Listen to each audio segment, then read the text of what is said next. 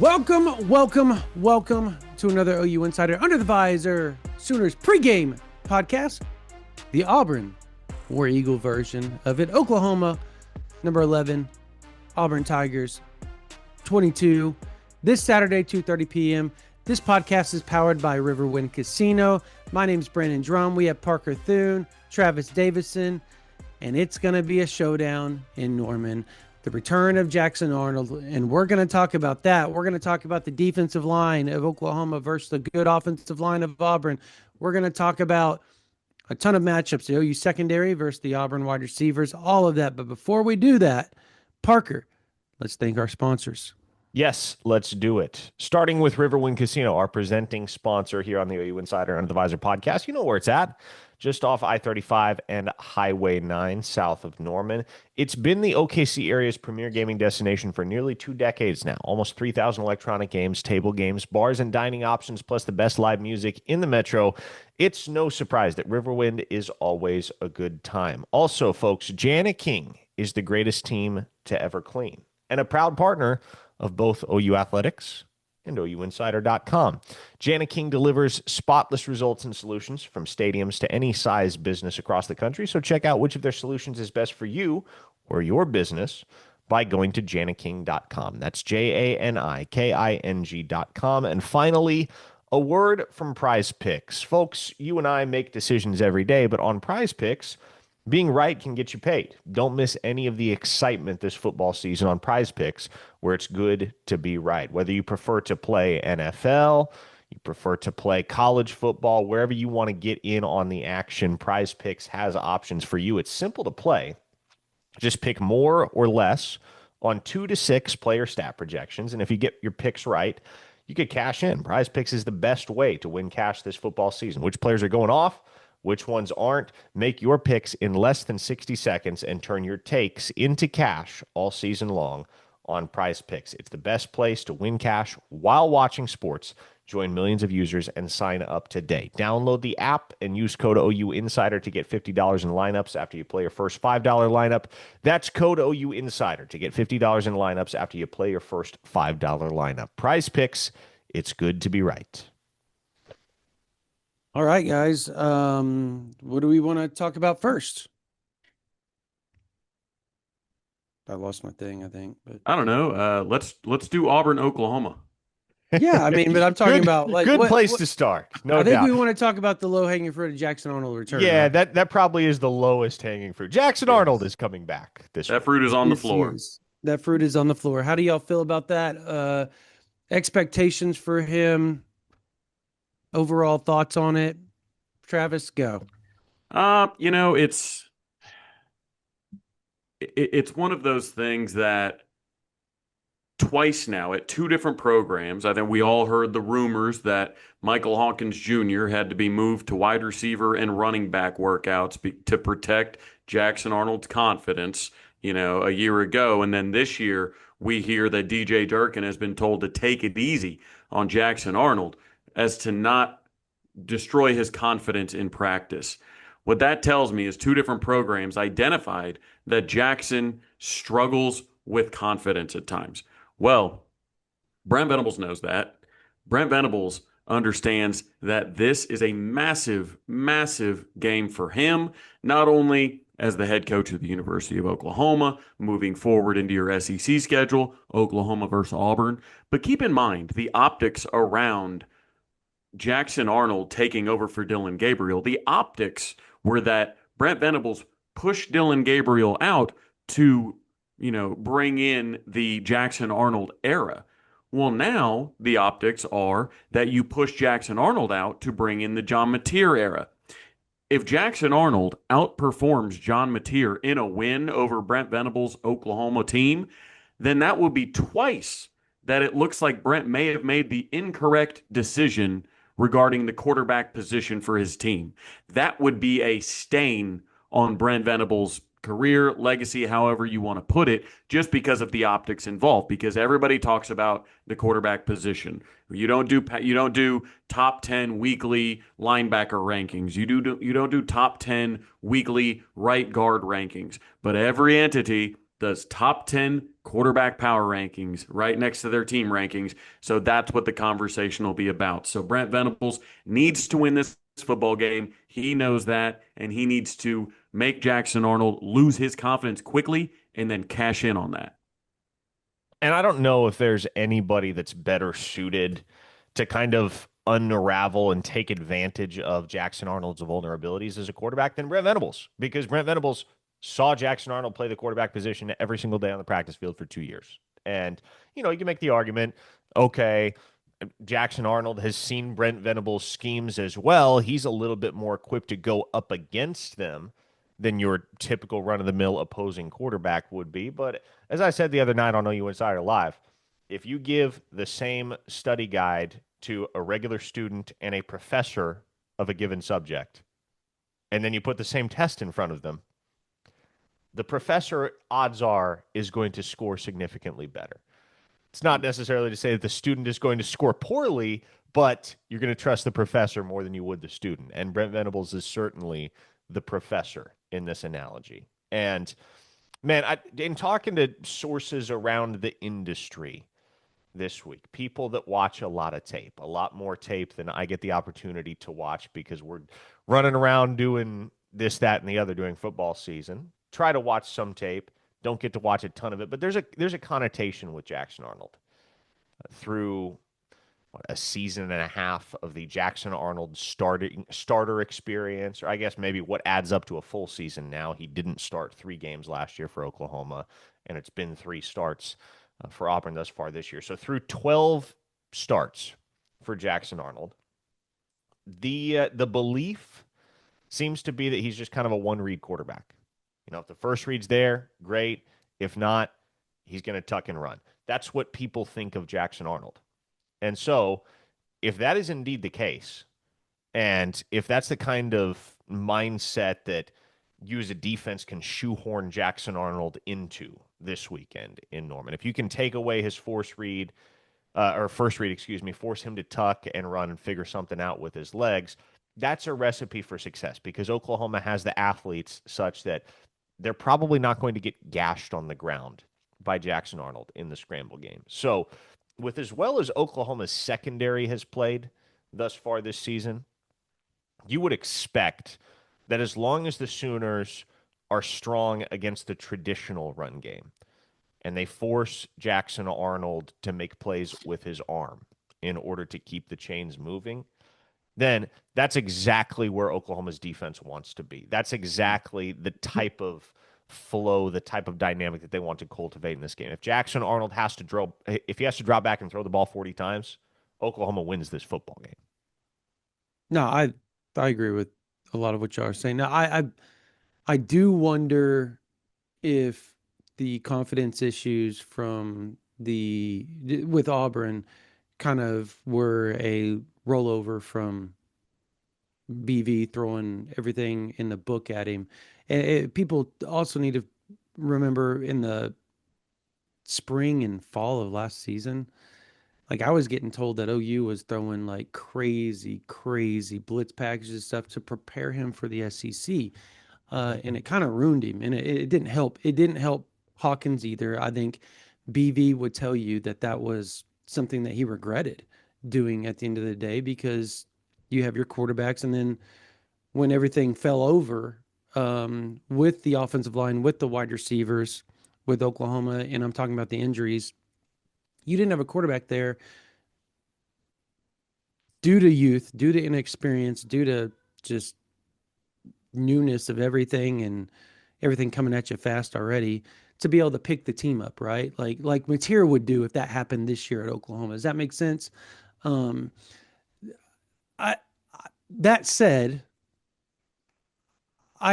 this is a matchup of quarterbacks to me that is, I think OU, they did right? I think Jackson's in a better place for him. I think OU's in a better place for themselves. They have their guy. Auburn has their guy.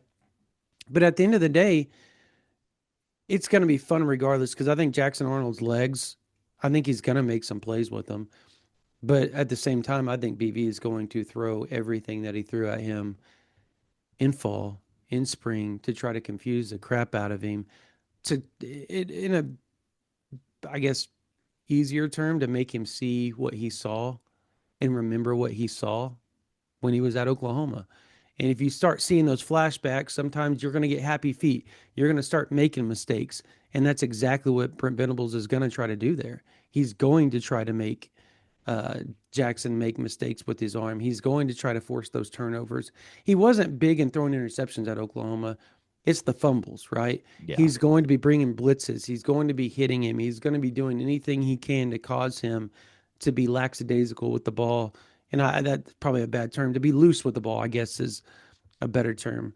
And I do think they forced turnovers this week. I do think they are going to show things because Auburn's a lot more wide open with their offense than anybody that Oklahoma's faced this year. I don't know that Hugh Freeze has I think he's too prideful to go max protect like Michigan did, right? I think he's too prideful to go max protect like Temple did a lot of the times, and obviously Illinois State did, right? I just don't think he's going to. I think he thinks his wide receivers are good enough to go win one-on-ones, and that's what he's going to go do.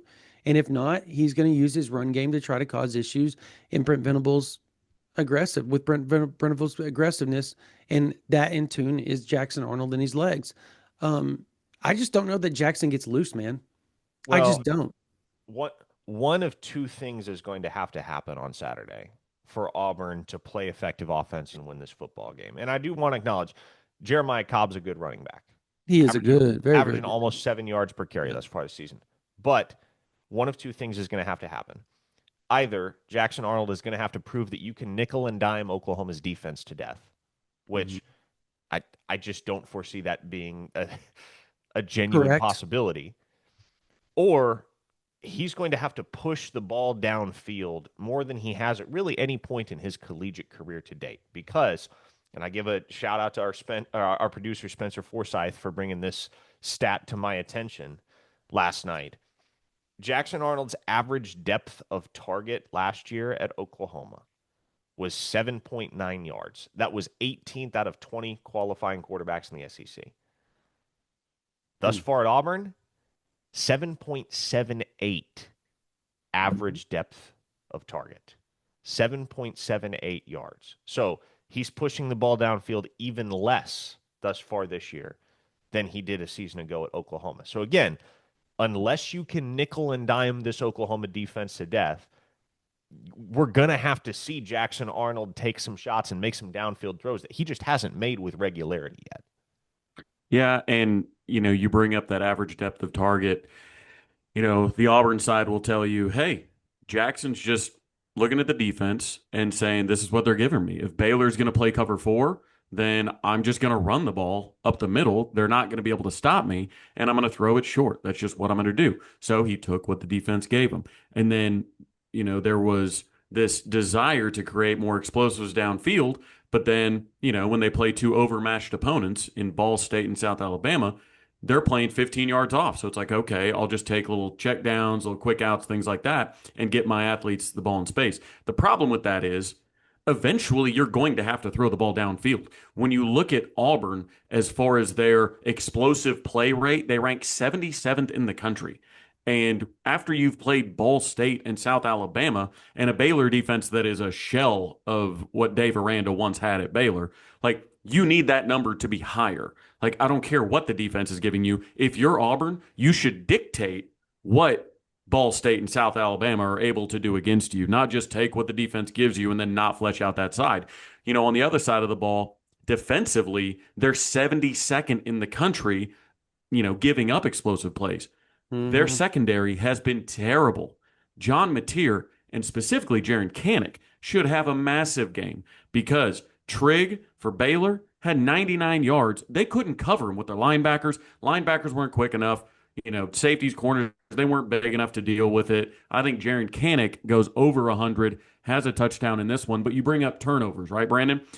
Last year, Auburn, when it came to their yards per play, they weren't bad. They were top 40 in offensive yards per play and defensive yards per play and still ended up 5-7 because A season ago, they were dead last in the SEC with 22 turnovers, and that was 123rd in the nation in red zone efficiency. So Hugh Freeze is coming into this year going, vital downs. We need to be better in the red zone, right? They're 9 for 9 in the red zone this year. And then, we need to take care of the ball. It's crazy to me that you decide you need to take care of the ball and then you go out and bring in Jackson Arnold, who was very careless with the ball. But maybe two wrongs make a right in this scenario, and they're able to turn that around. They've got a turnover margin of +2 right now. I do think this is the game where Oklahoma finally, kind of gets the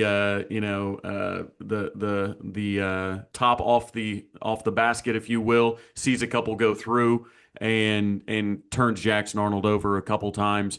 I just don't think you're going to have a situation like they've said with other teams that, hey, look, we're going to take what the defense gives us.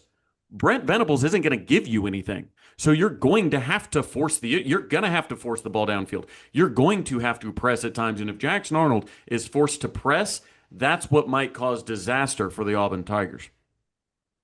Yeah, look, this Oklahoma offense versus the Auburn defense for me is exactly what you talked about, Travis. It is explosive plays that Oklahoma has to take advantage of.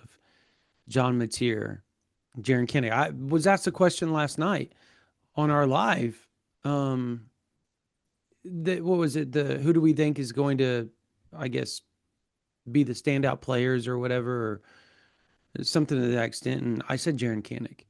And it's because until he has a bad game, that was my thing. Until he has a bad game, why would I choose anybody other than Jaron Kennick to have a standout game? He's been the guy through the air through 3 games. And on top of that, like you pointed out, the tight end is a problem for Auburn. It's been a problem for him all season. So Jaron Kennick's, what is he, first in yards with tight ends right now in SEC? That is correct. In the nation. He's leading tight end in the nation by a large margin. Yeah, I mean, that guy has a chance to have an epic day if things go right. And I would expect them to go right if Ben Arbuckle is scheming like I think he's going to scheme. I just think that the matchup to me, man, I'm sorry, but the matchup to me, guys, is Auburn's O-line versus Oklahoma's D-line. That is good on good, best on best. That's where if Oklahoma's D-line handles Auburn and vice versa, if Auburn's offensive line handles OU's D-line, I think that's the telling sign of how this game's going to go. I think if OU's D-line handles Auburn's O-line, this thing could get out of hand. Hey, real quickly before we move on, look, we got to thank another sponsor real quickly. I know some of y'all are looking for tickets when it comes to Auburn coming to town, former Sooners quarterback Jackson Arnold as well. If not that game, I know some of the Sooners fans want to make sure you see some of the SEC home games like Missouri, LSU, Ole Miss, maybe even go to that OU Texas game, which is why I want to give a shout out to our sponsor, SeatGeek, today. With over 35 million downloads, SeatGeek is #1 rated ticket app. There are more than 70,000 events listed on SeatGeek, including concerts, sports, festivals, and more. SeatGeek is also the official ticket marketplace of the Oklahoma Sooners. So all the Oklahoma Sooners tickets on SeatGeek are authentic and secure. I use SeatGeek. I used it for my Shane Gillis concert that I went to a few months ago, which was awesome. When it comes to the championship team in Oklahoma City, I used it to get some of those tickets as well. So, man, SeatGeek's pretty awesome. I'll just leave it at that. And if you're wondering if you're spending too much on tickets, SeatGeek has a deal for you because they have a green little button. They got a red button that tells you whether it's good or bad. Obviously, green means good, you're getting a good deal. Red means you're getting a bad deal.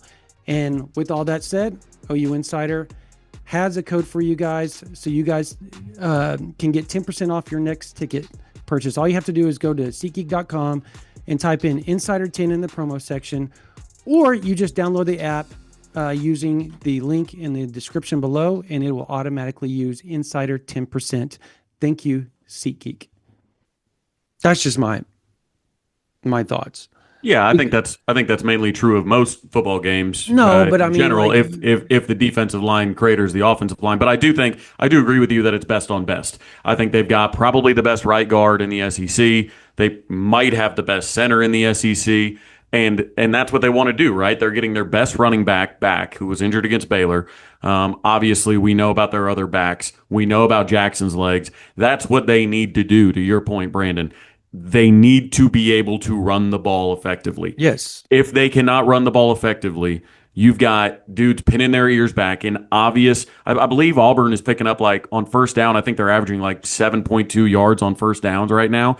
That is the recipe for success for a Jackson Arnold led offense. Get in second and manageable, third and short. They've actually been in 5 fourth downs this year, or they've gone for 5 4th downs this year and picked up all 5. They rank number 1 in the country, 5 for 5 amongst people that have gone for 4th downs at least 5 times. So they want to be in those 4th and 1s. They'd rather have a 4th and 1, than a 3rd and 6. So, but if that's the case, if they're not able to run the ball, Brandon, you're asking Jackson Arnold to go in there and say, "Hey, look, man, the game's on your shoulders. Go throw us into a victory." And I think with Oklahoma's edge rushers, even with R. Mason Thomas out in the first half, I think with Oklahoma's edge rushers against the exterior of that offensive line, I think they can have some success. And the last thing you want to do if you're Auburn is go into the second half trailing, and then a pissed off R. Mason Thomas comes in against tackles that have been dealing with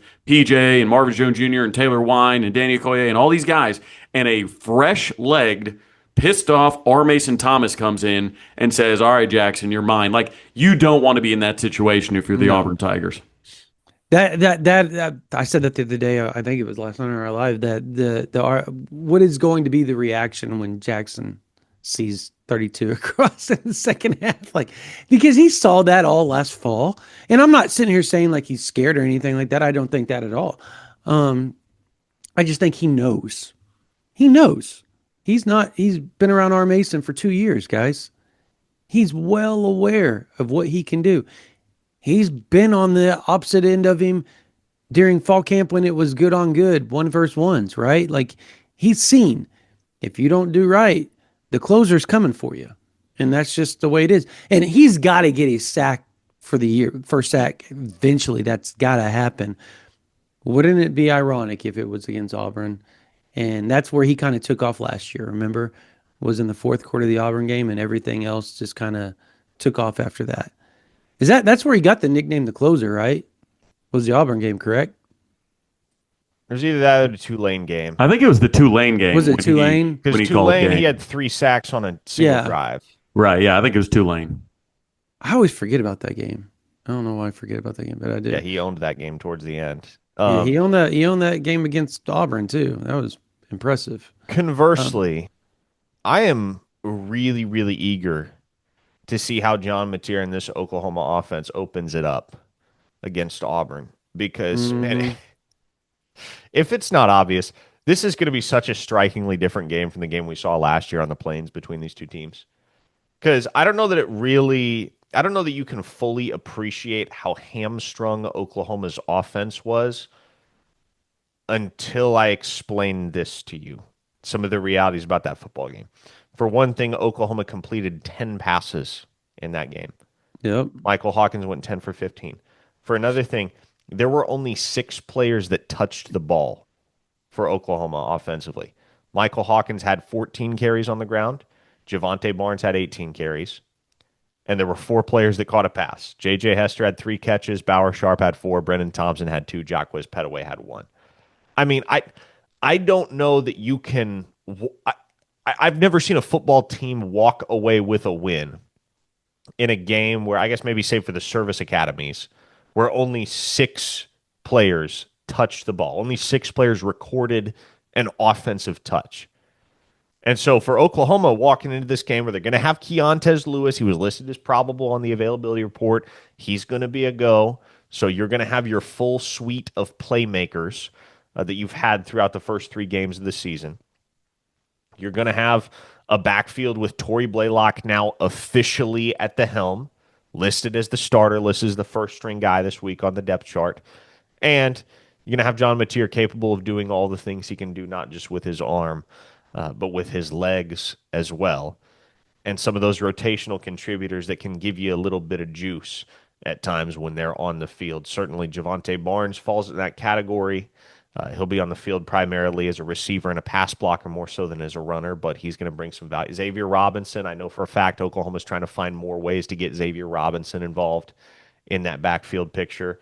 And then maybe this is the coming out party for one of those receivers on the second string that hasn't made a ton of plays yet this year, but much as it was the breakout game for J.J. Hester a season ago, maybe this is the game where you see Ivan Carrion get more involved, or Zion Kearney get more involved, or maybe Jacob Jordan gets more involved. But I think it all comes back to the one position that you guys already highlighted, and that's tight end. Because no, Auburn doesn't defend the tight end well. And if not for his 48-yard reception that was called back last year on the Plains, Bauer Sharp would have had his best game of the season statistically against Auburn. So Jaron Kanik is somebody that I think John Mateer is going to look to early and often as this offense starts to get in a rhythm.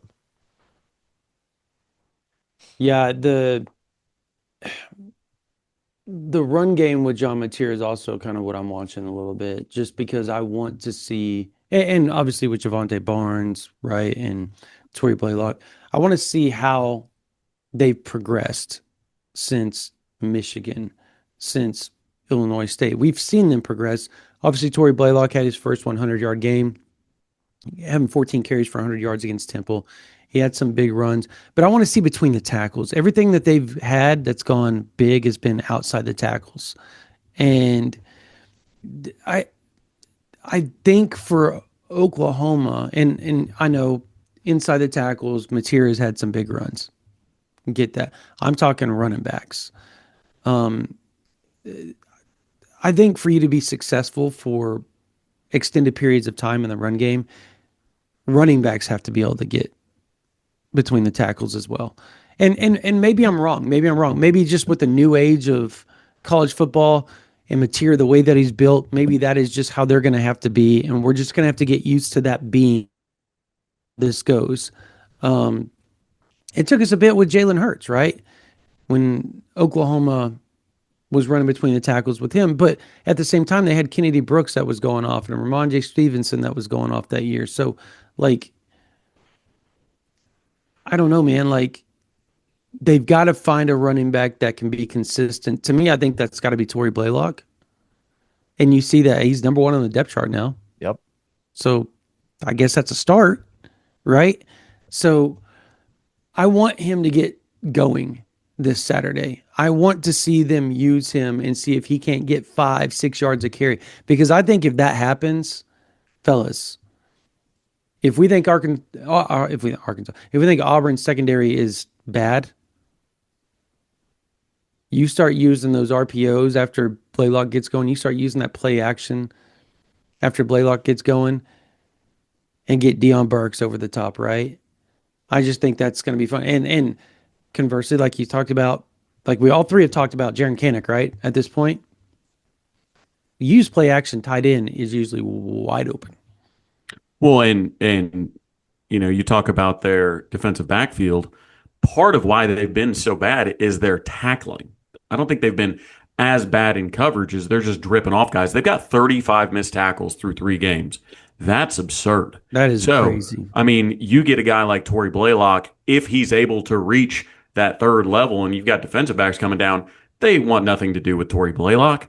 I mean, you saw him. I mean, again, everything in the early season has an asterisk on it. But, I mean, he blew up a Temple Owl that was in great position to make a tackle near the goal line, and he just stamped him onto his back. So Torrey Blaylock isn't a guy, and Parker, you brought up Xavier Robinson. Those are not guys that corners want to come up and tackle. Nope. Those are not guys that a lot of safeties can come up and tackle, especially guys that have struggled tackling so much. And their linebackers, not exactly a bunch of big enforcers. You don't have a bunch of thick-necked dudes out there like Kobe McKenzie ready to meet you in the A-gap. Like, you're going to have some opportunities, I think, in this second level if you can get there. But in my opinion, to your point, Brandon, you want to try out the inside run game. Those defensive ends are NFL players. Attack the inside, pull guys if you need to. I know they like the outside run game. It's worked well, but you need to get that inside run game going, especially when it's, the I wouldn't say weakness, but the less strong strength of their defensive line. Yeah, so let's talk about that. The Keldrick Falk, potentially, Logan Hallen matchup, potentially. How do you feel about that? Anybody want to talk about that? Yeah, Potentially? look, that's going to be a problem for Oklahoma. I don't care Yep. if it's Logan Howland starting at left tackle or Michael Fasusi, because I think at this point you can pretty safely conclude that Michael Fasusi's not going to be 100% if he plays on Saturday. Correct. Now, that's not to say he's going to be 50%. Like he'll be good enough to play, but good enough to play is different than good enough to power down a potential top 20 NFL draft pick next year in Keldrick Falk. So that is going to be something that's going to be a threat that Oklahoma has to take very Yep. seriously on the offensive side of the football because, you feel a little bit better about it in 2025 with John Mateer as your quarterback because he offers some escapability. And, he's not just going to be a sitting duck if the pocket is collapsing around him. But even so, you'd like to keep him upright. You'd like to keep him on schedule. And in order for that to happen, you have to have a tackle out there on the edge that can neutralize Keldrick Falk. And how realistic is that if it's Logan Howland and or a banged up Michael Fasusi? I don't know, man. It's going to have to be probably the best performance that we've seen from either of those two guys in their young Oklahoma careers. If this is to be the type of offensive showcase that it has the potential to be for OU. Yeah, and I think, NFL Draft Buzz has Falk as the number 2 defensive end prospect in the upcoming draft, the number 7 overall prospect in the upcoming draft. Look, just like Parker said, like you're not blocking him with one guy anyways. Like you need to have Javante Barnes in there chipping him afterwards, helping out. You need to send help to his side all day. And, with their secondary having struggles, I think you're going to be able to, protect a bit more and use more resources, allocate more resources to pass protection, especially wherever Falk is, and deal with him that way. Because again, I don't care who you have out there. Like it's not a situation where you can just say, "Hey, go neutralize that guy for 4 quarters," because it's just simply not going to happen. He's too good. So you're gonna run across guys like that in the SEC. We've got Dylan Stewart, on the schedule. He's going to pose a lot of issues. Colin Simmons is going to pose a lot of issues. You've got a lot of guys that you're just not going to be able to block straight up with, whether it's Vasusi or Howland or Simmons or whoever. Like you just have to allocate more resources to that. And it's such a big part of their defense, and they have weaknesses elsewhere, that this is a team where you can afford to allocate those resources and not be shortchanged elsewhere in your offensive game plan. So this is a question I've been posing to myself, and I'll ask you guys this. I'll give my answer first, and then you guys go ahead and you can piggyback off of it. I think you're going to see a little bit more of Kent and Huggins, and I think you're going to see some 22 personnel because of that. Because you don't want to have to use Kanik in the passing game to be an extra blocker. You still want to be able... You think there's going to be 22 personnel? Yeah, I think you'll see 2 tight ends. With 2 running backs? 12 personnel. Sorry, man, damn. Oh, I was about to say. Yeah, 12 personnel. Excuse me. 12 personnel. That's what I meant. 12 Going personnel. I formation up in here. Yeah, no. 12 personnel. Yeah. 12 personnel. A lot. Not a lot. I guess more than we've seen this season. Because you don't want to have to allocate Kanik. You still want to be able to use Javante Barnes and Torrey Blaylock out of the backfield some in the passing game. So for me, I think you're going to have to bring those guys in to be kind of an extra blocker. Maybe just by chance, just a chip, right? A chip blocker, and let them veer out and get into the flats or whatever. They're not running crazy routes or anything like that, but they're allowing Mateer sometimes and the other wide receivers, and particularly Kanik, some time for their routes to develop in that type of deal. I think you're going to see some sort of scheme like that where Will Huggins, Kent, I mean, do we see Caden Helms at some point this season at all? At some point this season, yes. This I mean, weekend, I don't know. yeah. I mean, I just didn't want to throw his name out there. Cade Mector, it doesn't matter. They just bring in an extra guy for cheap. Maybe they do go 21 personnel. They bring a 2 running back, Xavier Robinson, and a Torrey Blaylock or a Torrey Blay or a Javante Barnes and Torrey Blaylock in there. One stays in to be kind of the 6-man blocker, right? To pick up that extra guy, whoever gets loose, to give Mateer sometimes. Maybe we see some of that type of stuff to allow Mateer time to block. Because it's not just Keldrick Fogg. Keon Crawford's their leading sack guy. Like, they have another defensive end that's really freaking good. And so, like, it's not just one side. The good news is at least one of those guys is going to be being blocked by Derek Simmons. So that's good news. You have a guy with a lot of experience, a guy that's been a really good pass blocker, a really good run blocker so far for you this season. That's good news. That's the good news. However, that's just one of the two, fellas.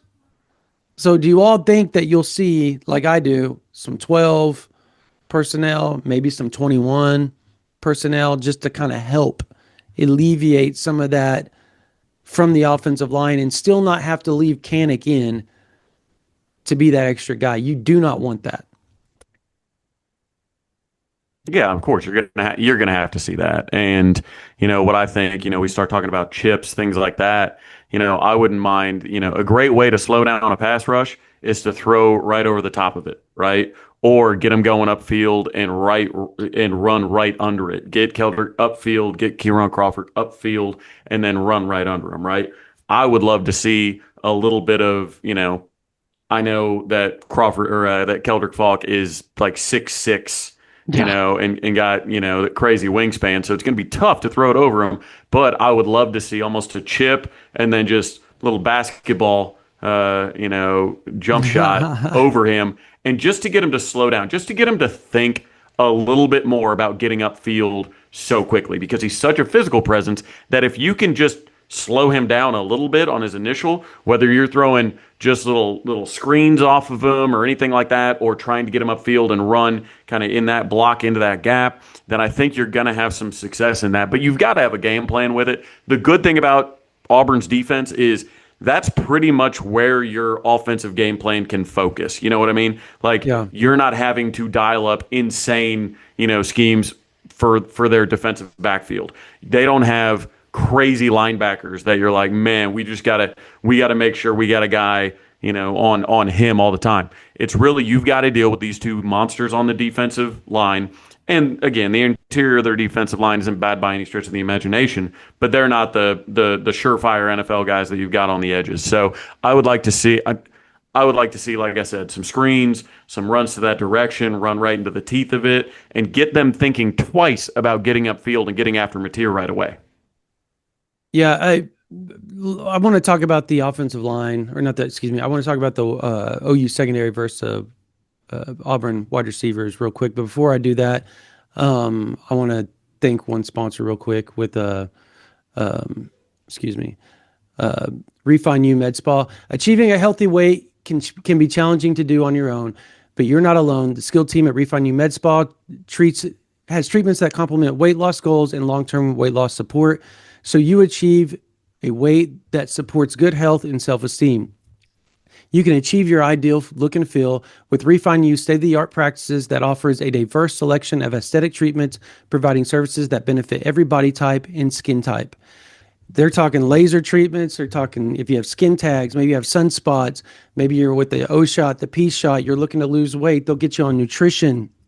How they do body sculpting services. This is really good for you men that have wives, that have girlfriends. You can go in there, you can get a gift card, and they'll love you. They do Botox, they do lip filler, they do it all at Refine You Med Spa. They've also been the #1 Oklahoma City med spa, voted by 405 magazine for 6 years in a row.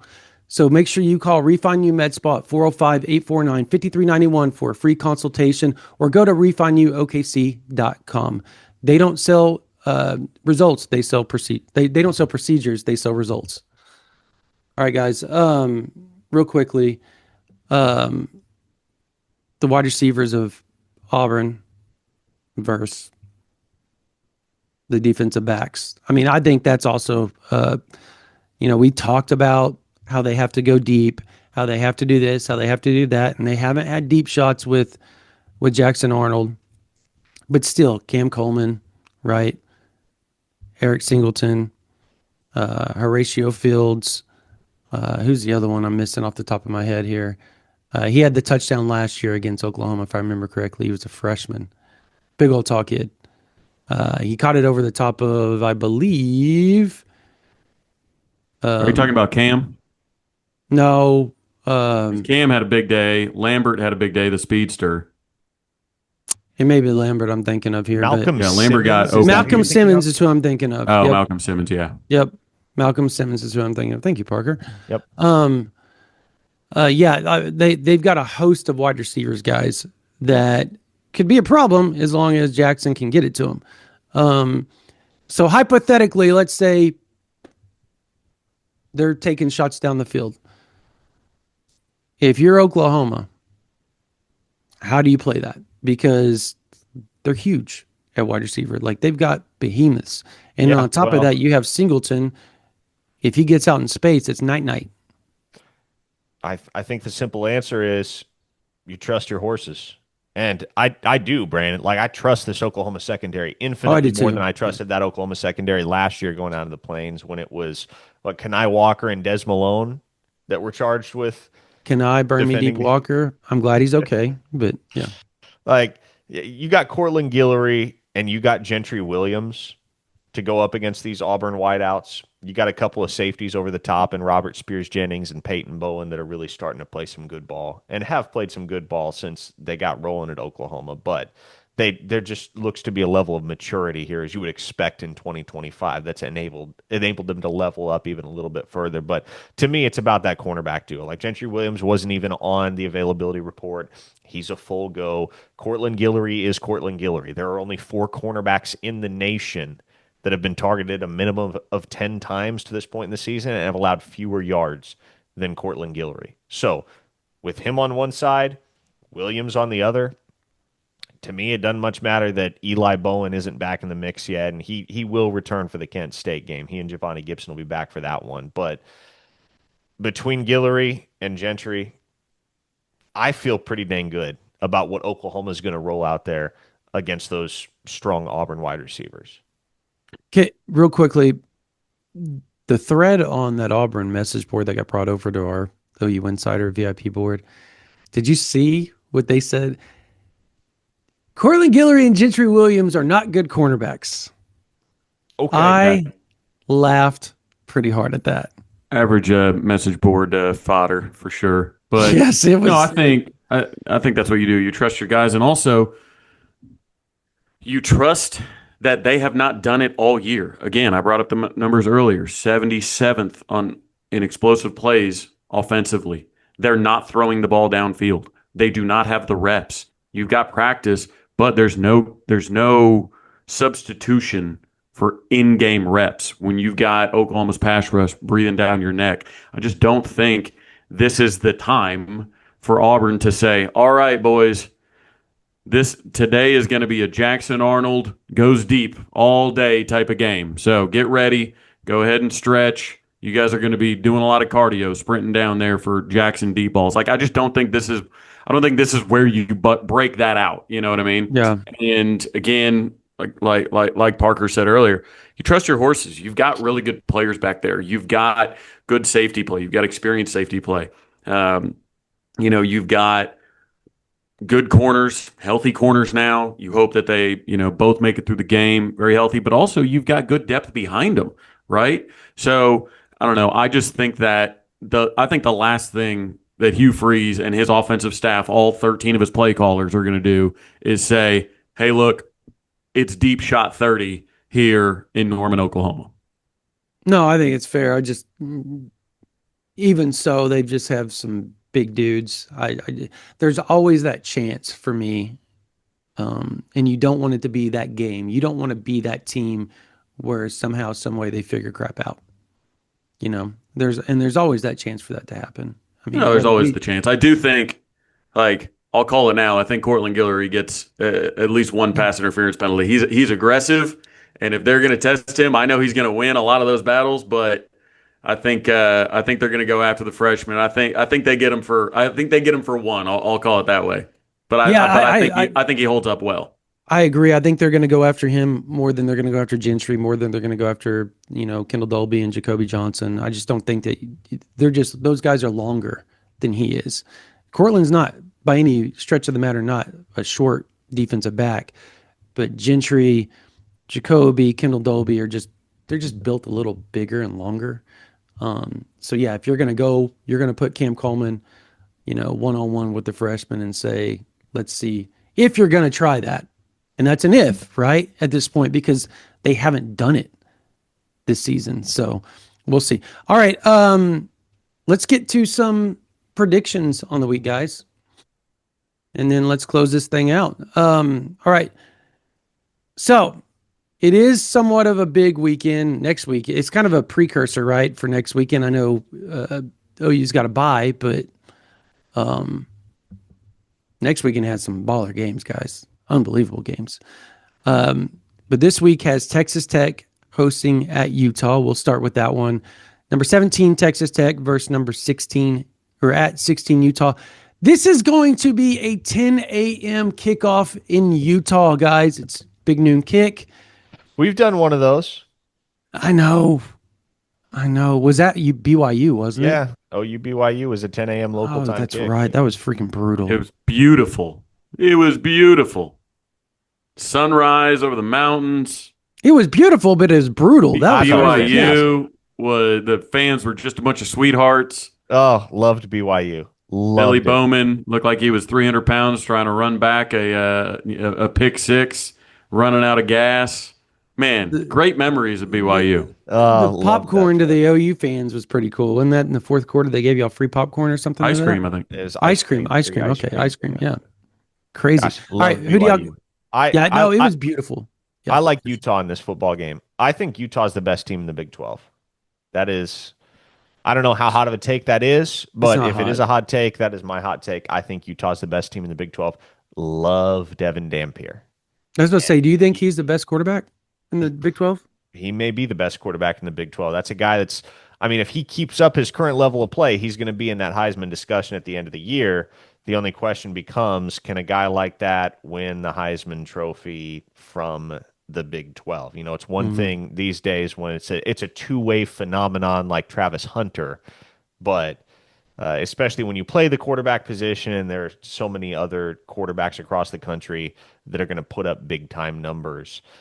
Is Devin Dampier going to be is he going to get enough exposure nationally out there at Utah? And that's a real thing. I think that's part of the reason why Ashton Genty didn't win the Heisman last year, is because everybody else across the nation that covers different regions, because the Heisman ballots are split up by region. You got to have a certain amount of people from each region that vote on it. They were more aware of Travis Hunter than they were of Ashton Genty. But regardless, Devin Dampier, really talented football player. Yep. Ton of fun to watch in that Utah system. Obviously, his old offensive coordinator is there.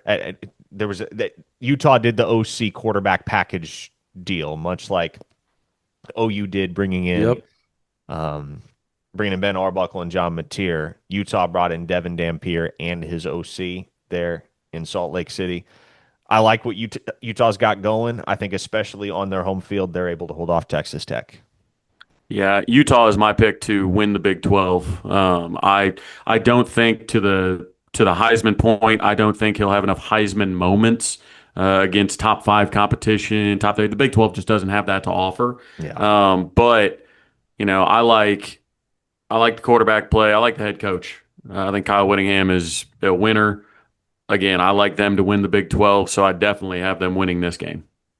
Yeah, I have Utah as well. I do like Baron Norton. I do think he's a really good quarterback for Texas Tech. Obviously a big Joey McGuire guy. I think he's doing a fantastic job out there. He knows what he's doing. Obviously, having Cody Campbell help you is a big deal in financing your transfers. But Yeah, I'll take Utah and Dampier. I think that is they're going to win the Big 12. So Arkansas at Memphis. I'm only picking this game, guys, because I think this has a chance to be an upset. I think they're in a bad, like, you realize that they have Notre Dame. Arkansas has Notre Dame next week, and Memphis isn't a bad team at all. They're not, but I still like Arkansas. Really. I think Arkansas is the closest thing we have to a late 2010s Big 12 team right now. I think Taylor Green is a fantastic quarterback. He I is think he's one of the awesome. best quarterbacks in the country. But if they turn the ball over, they lose because that defense can't stop a nosebleed. And we saw it against Ole Miss, and Arkansas is clutching victory or clutching defeat from the jaws of victory because their defense just can't hold up. And Taylor Green's got to wear a Superman cape in order to get them a win. I do think that Superman gets the victory over Memphis because I do think Green is going to have a big day. Oh, I think Green has a big day. I just think Memphis upsets them because they're in that position where they have Notre Dame at home the next week. Yeah, And I'm it's probably not a wrong. bad pick. I'm probably wrong, but I'm still going to go Memphis. That's the only reason why, because I wanted to have an upset pick here. So that was kind Not a of bad one to pick if you're picking upsets. SMU at TCU. You have the DFW rivalry, the battle of the Christian universities down there in Texas. I believe TCU's 6.5, 7-point favorite, something to that extent. I'm gonna pick SMU, guys. Really? Even though I look, I think, as weird as it sounds, I think TCU has the advantage at quarterback. I know that sounds weird. Jennings That is doesn't good. sound weird. Josh Hoover's really good. No, Hoover's awesome. I just think overall talent, SMU. It is at TCU, so I'm like hesitant on this, but I just think, I don't know. My gut says SMU, unfortunately, but Josh Hoover goes off on SMU. I got hypnotoed in this one. TCU holds serve on their home field. Yep, I agree. I think TCU gets it done as the favorite. I think they win. I don't think they cover. But one of my worst live football memories was on that field, standing next to Parker Thune. Yeah, I think SMU. I don't think SMU is going to get it done there. So, Do we want to expound on that worst live memories? 2022, Dylan Gabriel gets speared into oblivion by yeah. Jamoy Hodge, and we get the Davis Bevel experience for the final 40 minutes of that football game. That's what it Yeah. was. Okay. Correct. I thought there was something that happened like in the stands or something like that. No. Okay. All right. Fair enough. Man, so I think the other Michigan at Nebraska was the other one I was looking at. I think Michigan's a 2-point, 1.5, 2-point favorite. 1.5. 1.5. What it Okay, is. 1.5-point favorite. I was looking at it earlier. I was trying to scroll down. I don't have the line in front of me. Guys, Oklahoma needs Michigan to win. Yeah, they do. I mean, they don't need Michigan to win. They don't need it. They They would don't need like anybody to Michigan. do anything Yeah, anymore. but I mean, I'm just saying for it to continue to look like it was what we all thought that victory was. Oklahoma has roughly 100 ranked teams on their schedule. They don't need anybody else to do anything in order to get where they want to go. I just think that it makes it. I Makes mean, it would certainly help. It would certainly help if Michigan were to put together I'm going a 9-10 Michigan. season. I'm going I think Michigan wins this game too because I think we've been down this road too many times with Nebraska. This is the game every single year, their first matchup against a ranked opponent where everybody across the board is picking the Huskers in the upset, right? All right, this is it. Nebraska is about to break on through back into national prominence with a marquee win, and it just never happens. And so I've been fooled too many times to trust it here in 2025. I will take Michigan even on the road. Yep. Dylan Raiola wants to be Patrick Mahomes so damn badly. I think he succeeds in that and loses this game as well. I think Bryce Underwood is. I think they've taken the training wheels off of him. I don't think they wanted him to get hurt against Oklahoma in that pass rush. I think Bryce Underwood has a big day against Nebraska's defense and leads them to a victory in Lincoln. Does Notre Dame, this is the same thing that's going on with Arkansas, except for Notre Dame's already lost two because they opened up with two of the hardest games ever to start the season. I don't know if A&M at home is the hardest game ever. I'm just saying, like but it was I obviously get your point. hyperbole, Travis. Yes, I wasn't being literal. I was just saying, as far as like everybody else around the country, they had two of the hardest games that It you was could a possibly. really, really tough 2-game stretch to open the year for Yes, Notre Dame. that was my point. I wasn't being literal. It was totally hyperbole a little bit there, but they still have Purdue though, that in-state rivalry. Um, you know, they got Brown. Purdue's got Brown at quarterback, who's really, really good. Um, just I watched him train this whole offseason. He's a baller, and he's played well to start. Do we think is there a chance Notre Dame starts out 0-3? Like, is that a reality potentially? No. No, I think You don't think Jeremiah so? Love They is are going to make too- sure that doesn't happen. yeah, they are too talented to lose to Purdue I in I South would Bend. concur, but we've seen Purdue beat Notre Dame. That's why I brought that up. No, I obviously think Notre Dame's going to win. I just want to see if anybody had that upset. Um, what was the other rate? There was one more ranked game that I had on my list. Oh, not it was the Illinois Indiana at Indiana. I believe Indiana is it Indiana's favorite or Illinois' favorite by 6.5, 7? Indiana something? is favored. Indiana's favored because I think a lot of people picked the Illini to win that upset in our Ref Royal Rumble. So it's the only reason I know that line. What do you got? I'm going to take Indiana in this one. I've Yeah, been torn on this one this week. I've been very torn on it as well, but I'm taking Indiana. I'm just doing it. Like because I really like Illinois. Their defense is I good. really like Luke Altmaier. I like where Brett Bielema has that program headed, but I really, really trust Kurt Signetti. All he does is win, man. I like, man, something's got to give at the end of the day, and I don't know. I feel like I'm a little bit higher on Illinois from an overall talent perspective than I am on Indiana. It's a fun matchup of quarterbacks. It is. It's a really fun matchup of quarterbacks. I think Altmaier slightly outplays Fernando Mendoza, and Illinois gets a big statement road victory. Yeah, I mean, it's weird because I think both, and this is going to be unpopular, but I think both are a little overrated.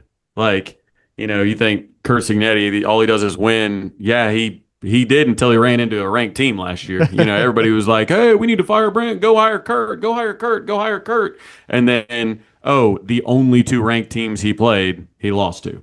So, he looked really great beating up Western Illinois and everybody else in a bad Michigan State team. I get it, but I think down the stretch there was a reason people weren't taking him quite as seriously as maybe nationally the pundits were. But I do think they're better than Illinois. I think Illinois has gotten a lot of, they were kind of one of the sexy preseason picks. I'm not 100% sold on them. So even though I do think Kurt's a little bit overrated, I still think they win this game. Yeah, I love Mendoza. That's why I picked Indiana. I just, he's had a really good college career, obviously, and I think Signetti fits his personality quite well. There's a game here, man, that Florida at Miami. Miami's amazing. Okay, they're amazing. Florida's starting out 0-3. Like They're 1-2. 1-2. I mean, excuse me, 1-3. I always forget they beat Long Island. Just freaking Last forget time I was about in that. Florida, I beat some Long Islands as well. So, yeah, This is the game Miami's a that's good getting- football team. Yeah, this is the game that's getting Billy Napier fired. It's over on Monday. Miami's gonna win this game and Parker's win. calling it. Parker's calling it. Been calling out like it's not hard to foresee. Like that's not That's not even a I call like your Billy, shot hot man. take type of thing. Like this is the game that will get Billy Napier fired Hey, Gosh, man, because I like Billy Napier. Miami will win this game running away. There's conversation going on right now about whether DJ Lagway should just redshirt and pack it in for the like. It's a disaster right now. well, if Napier's fired, then Lagway will have played 4 games. He can play 4 games. He could transfer immediately and join another team this season, right? You can't do That that in third season, can you? that 30-day window would open, Oh yeah, that's true. so he could just Oh. transfer in the middle. How crazy would that be? I do, I think I root for But would he be whatever allowed to play this season? scenarios. I don't want to say one way or another. The rules are changing every day, but by the time this airs, the rules will change again. So, Fair. but that being said, I always root for the most entertaining thing to happen, and the most entertaining thing to happen is them to get beat by Miami. The leadership at Florida saying, "Look, Miami is a top 3 team in the country. Like we we had no business, expecting him to win that game. But then Florida beats Texas in Gainesville, and Sunbelt Billy, lives to die another day, Oh and no. they don't get rid of him because of a big Texas win. And they all convince themselves that, all right, he's finally figured it out. That would be the most entertaining version of the future. So that is the one I am choosing to believe happens. Yeah, there was a point in time that I thought Florida would beat Texas and Texas would be showing up. And we brought that. Remember, Parker, was it you that I posed that question? The odds of 3-2 being Texas being, it was before the season, Texas being 3-2 to start the season. Yep, we talked about it. Uh, I just don't know that it's going to happen now. So, yeah, I'll go ahead and just take Miami. I love Billy Napier. I think he's such a good human being. Just unfortunate circumstances. And remember, to start the year, everybody of the tough schedules, Florida and Oklahoma, everybody was talking about Florida being the team that was going to be winning, and it seems like Oklahoma's the team that's taken off. The unfortunate circumstances are that he cannot coach in the SEC. It's the unfortunate circumstance. That's fair. All right. Well, to the big game, Auburn, number 22, Auburn showing up to Oklahoma, number 11, Oklahoma, 2:30 p.m. on ABC. Boys, I'll just go ahead and say it. I have Oklahoma covering. Yeah, as do I. I like Oklahoma. I have a 35-17 victory. Oh, that was very close to my score. I was going to say 34-17 in favor of Oklahoma. So we're close on that front. But yeah, I think this is the type of game where Oklahoma starts fast, kind of like they did against Michigan, kind of like they did against Temple. They did not start fast against Illinois State, but last couple of weeks they've gotten off to a fast start. I think this is a game that Oklahoma controls. Like I don't know that this is a game. And again, this is kind of akin to Michigan in a sense where if you were an Oklahoma fan in that building that night, you never really felt threatened.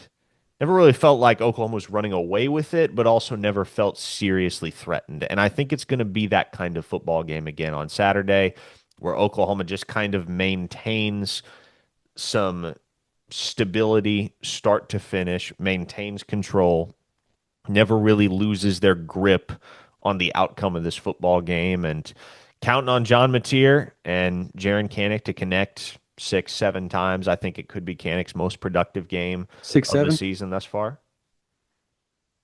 Sorry, I have teenage kids. I got to be honest. I see that everywhere. I still don't know what it means. I have no idea what it means either. I don't think anybody does. But yeah, I think this could be Jaron Kanik's most productive game as an Oklahoma Sooner, as we've discussed. And I'm going to throw a bold prediction out there. Ooh. Ivan Carrion catches his first touchdown pass as an Oklahoma Sooner. I did not expect that with the bold. Like that was not on my bingo card. That is bold. That's bold. That's why. That's bold. Yeah. Hey, they tried to make it happen last week against Temple. Came close. I think it happens this week.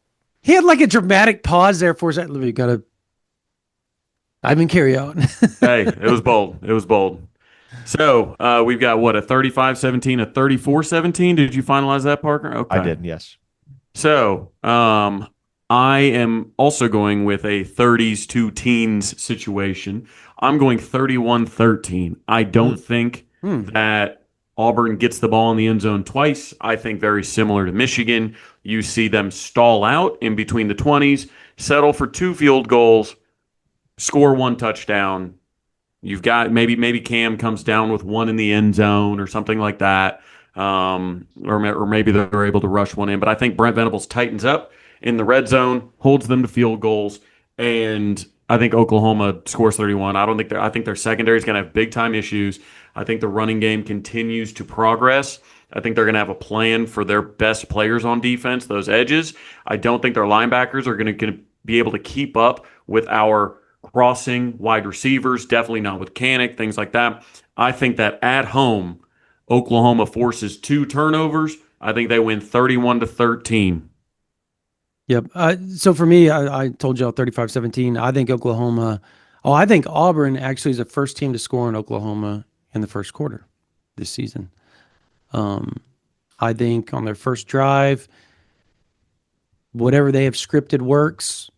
But then after that, it is lockdown central until later in the game when they get kind of a mercy touchdown to get to 17, essentially. I think they get a field goal in between there somewhere.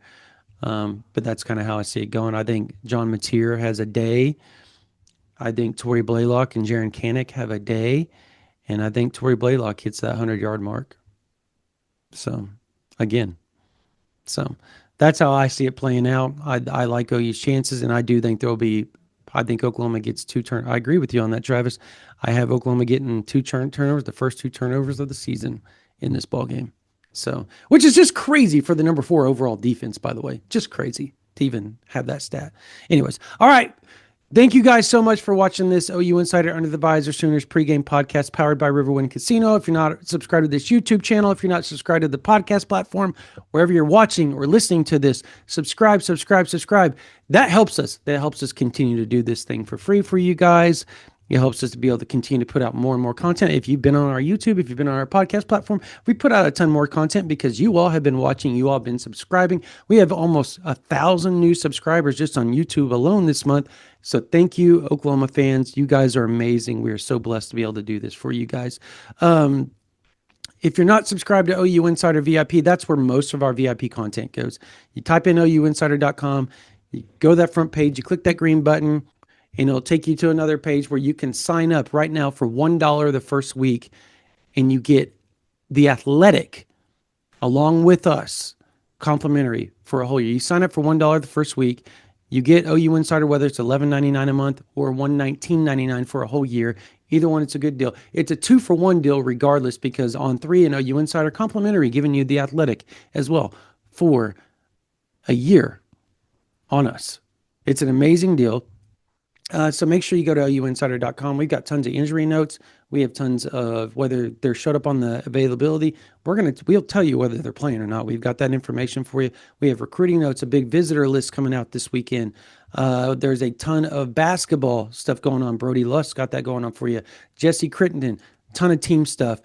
Parker and I, recruiting, team. We have VIP chats going on, all that type of stuff. OU Insider VIP, a great community, big community over there. You start your own threads, all that type of stuff.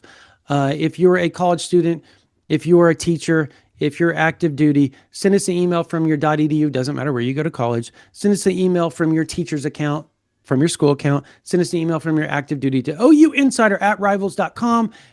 If you're in that grouping that we just talked about, we will send you a promo code to get OU Insider for $1 a month for 3 months. That's literally going to get you through the football season.